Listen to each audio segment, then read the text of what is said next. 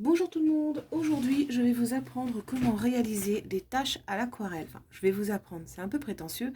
Je vais vous montrer comment, dans l'absolu, avec un petit peu d'astuce, on peut réaliser un fond à l'aquarelle. Et je vais m'adresser pour ça notamment aux filles qui font du scrap ou aux filles qui, comme moi, font beaucoup de doodle. Pardon, c'était le bruit de la feuille que j'étage du bloc. Les filles qui, comme moi, font beaucoup de doodle, et les gars aussi, hein, forcément, je vais vous montrer comment faire pour réaliser donc, des fonds, pour mettre en valeur en fait vos dessins ou vos compositions de scrap. J'ai testé plein de choses qui sont plutôt intéressantes, je dirais, et j'en ai retenu 3. D'ailleurs, les tests, ça se voit, je vais m'appeler Laetitia au doigt bleu. Donc j'en ai retenu 3 qui sont vraiment pas mal. Après, tout dépend de la qualité des encres que vous allez utiliser. Moi là, j'ai fait Mumus beaucoup avec de l'encre à alcool que j'ai trouvé chez Action, comme tout le matériel de base. Quand je veux tester quelque chose avant d'acheter un matériel plus cher, en fait, je vois d'abord si ça existe chez Action. Comme je sais qu'ils font du matériel pas trop dégueu, je vais aller chez eux en fait. Et là, j'avais trouvé il y a quelques temps des encres à alcool pailleté. Bon, je vais pas vous dire que la qualité est pas dégueu. Franchement, elle est pas vraiment pas mauvaise. Par contre, les paillettes, c'est vraiment proscrit dans l'encre à alcool parce que l'encre à alcool va sécher et les paillettes vont remonter en surface et résultat, elles vont se barrer de vos compositions. Donc, normalement, il faut le mélanger comme ceci avant de l'utiliser pour que les paillettes se mettent bien tout partout dans l'encre. Personnellement, je le fais pas, j'utilise juste l'encre sans les paillettes. Je laisse les paillettes se déposer au fond et j'utilise juste l'encre et franchement, elle est nickel. C'est pas encore une encre vraiment professionnelle. Je crois que j'en ai qu'une qui a coûté une blinde à la personne qui me l'a envoyé d'ailleurs parce qu'elle pensait, elle, carrément commander tout un lot et au bout du compte, elle en a reçu une. Donc c'était pas tip top non plus. Donc voilà. Enfin, pour passer les expérimentations de début de semaine, je vais vous montrer différentes manières de réaliser un fond tacheté à l'aquarelle euh, pour vos créations. Donc je vais commencer par vous montrer, alors j'avais pas du tout commencé par ça, c'est la deuxième fois que je fais la vidéo, mais là franchement, voilà. Donc je vais commencer par vous montrer comment réaliser un fond à l'aquarelle avec un pinceau à réservoir comme celui-ci. Donc là c'est mon Faber-Castell, mais si vous achetez ces encres aquarelles, ces encres aquarellables à Action, vous aurez avec un pinceau, avec un réservoir un peu plus grand et un tenu pinceau, quoi, parce que là c'est vraiment un petit pinceau de poche en fait, que j'avais eu avec ma palette Faber-Castell. Donc du coup là pour cette démonstration là on va utiliser donc l'encre rouge et l'encre bleue du kit de Watercolor Ink de chez Action. Voilà. Et je vais vous montrer tout de suite comment faire. Donc j'ai mis une toute petite micro-goutte parce que le pigment est vraiment très concentré en fait. J'ai mis une toute petite micro-goutte d'encre dans mes petites pastilles de ma palette et je l'ai diluée avec beaucoup d'eau pour que ce soit vraiment bien clair en fait. Donc là, on va commencer par le rouge. Donc j'imbibe bien mon pinceau et en fait, je vais remettre de l'eau avec et je vais venir tapoter comme ça. Donc là, en fait, on va avoir du coup une tâche vraiment, j'ai envie de dire, dirigée. Voilà, vous allez, elle va aller où vous avez envie qu'elle aille. Voilà, on va la, hop, on essuie un peu. Comme ça sèche pas très vite, on peut la rediriger. Voilà, comme ça, hop. On va lui mettre un petit peu de bleu par ici.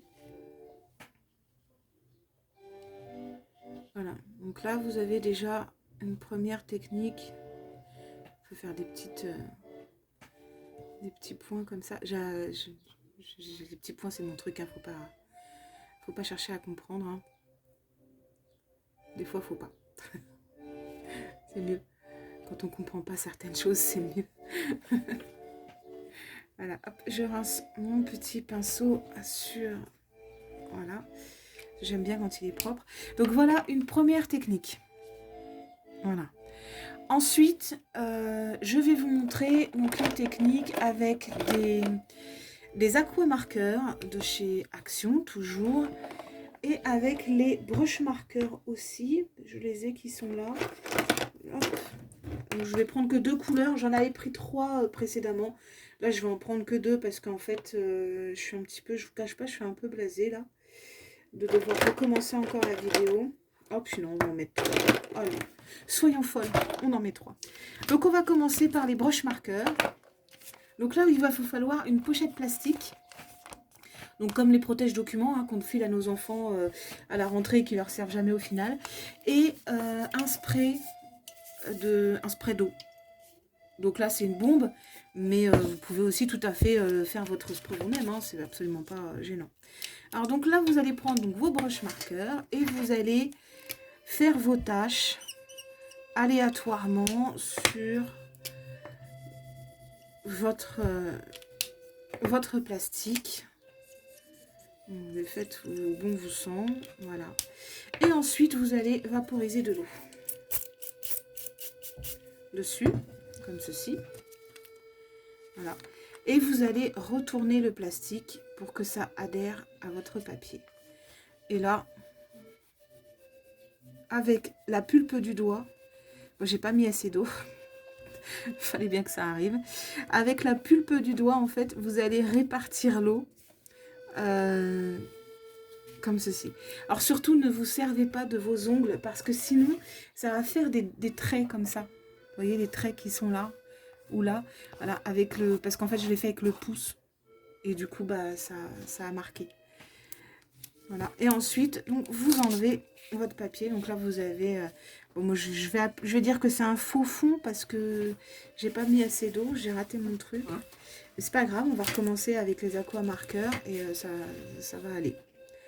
Voilà, donc ça c'était avec les brush marqueurs.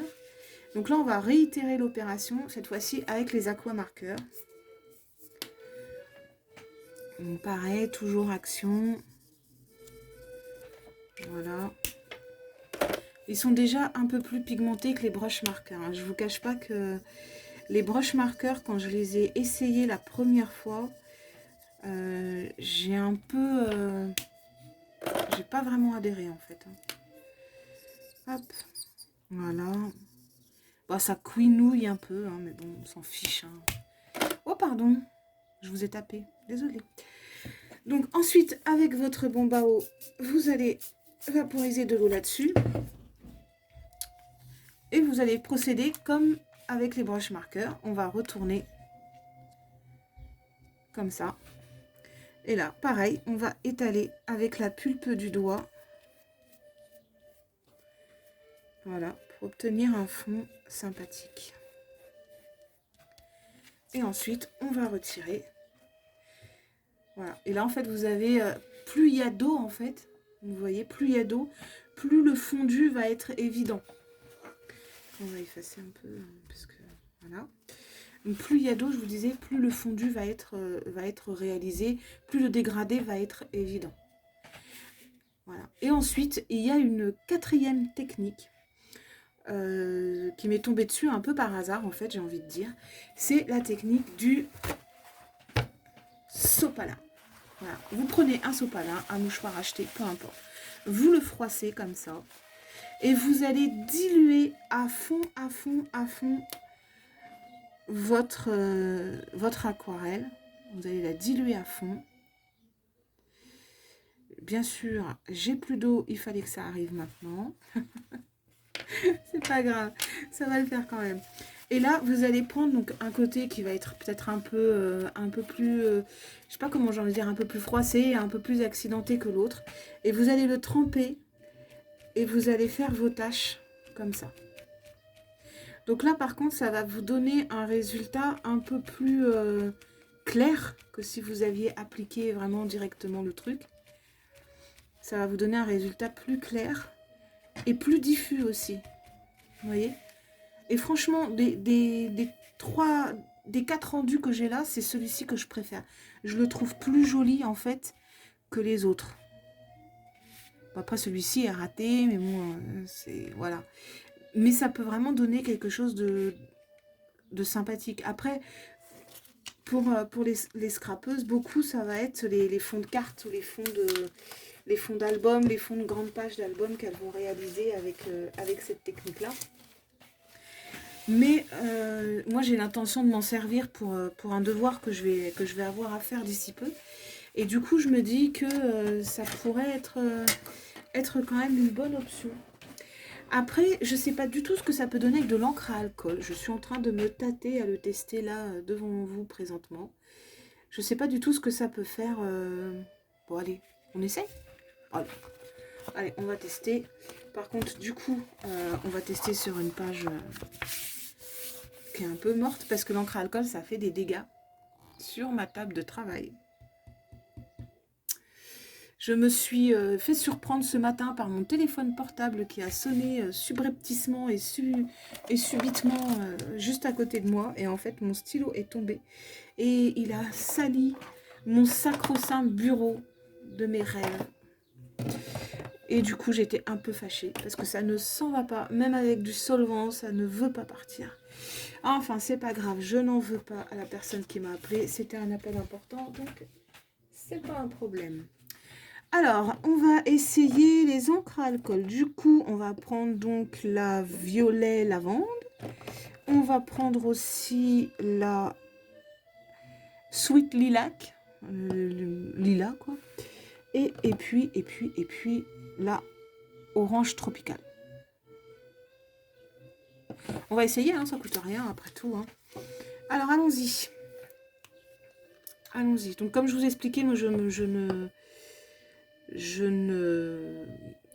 refuse de mélanger les encres. Parce que, et puis, les paillettes, franchement, ça fait longtemps que j'ai passé l'âge, comme on dit. Ça n'a pas l'air de vouloir donner quelque chose de très...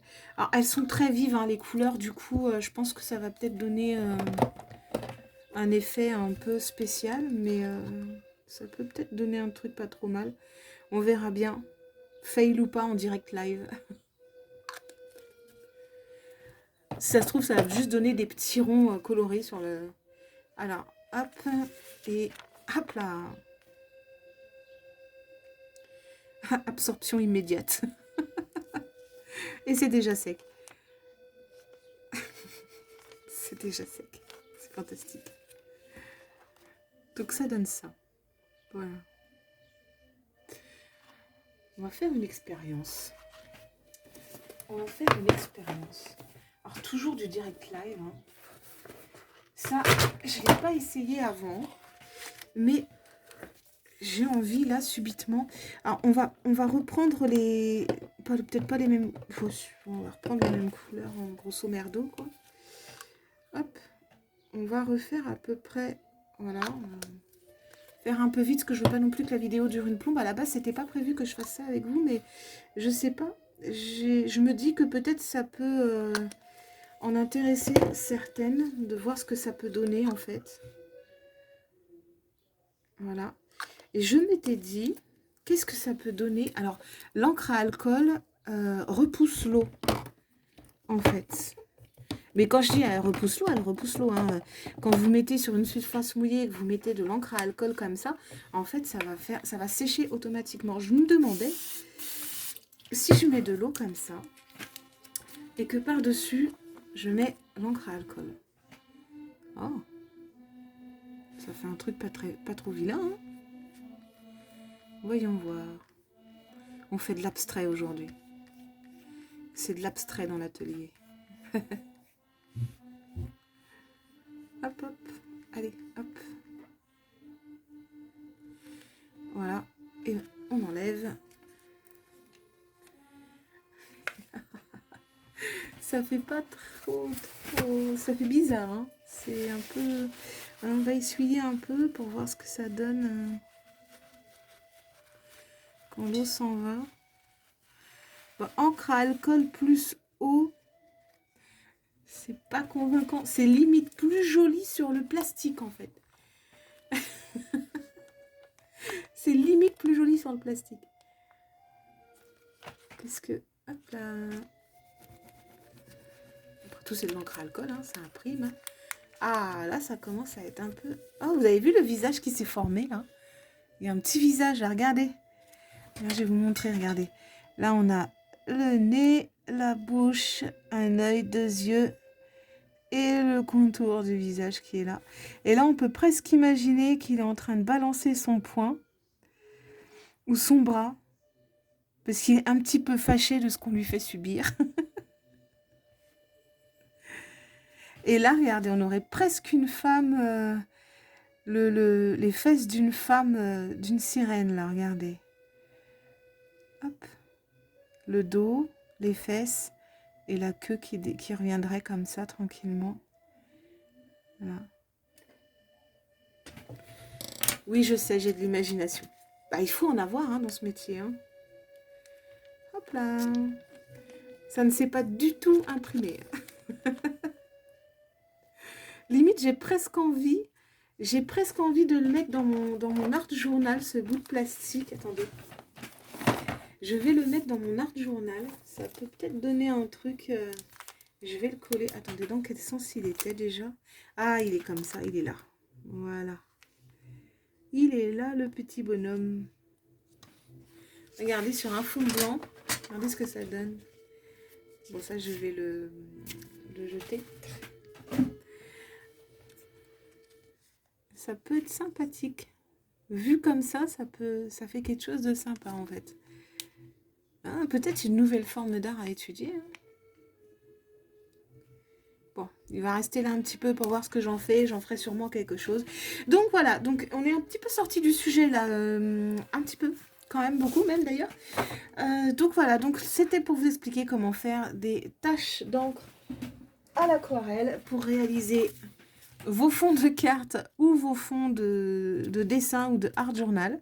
Ce sont les 4 techniques que j'ai retenues de toutes celles que j'ai pu voir sur internet. Et du coup, je voulais les partager un petit peu avec vous. Je suis désolée de la tournure qu'a prise cette vidéo, de la tournure crash test sur les encres et le plastique. Mais j'avais vraiment envie de voir ce que ça donnait sur le coup. Et la créativité, c'est ça aussi. Hein, des fois, ça part dans l'impro et c'est zazen. Voilà. Bon, sur ce, je vous laisse. Je vais devoir aller récupérer ma fille. Et je vous fais plein de gros bisous. N'oubliez pas, abonnez-vous, likez, lâchez un petit commentaire, ça aidera ma chaîne et ça me permettra de me faire connaître et de récolter aussi, je vous le rappelle, une bonne note à la fin de mes 2 ans et demi de formation. Plein de bisous à tout le monde.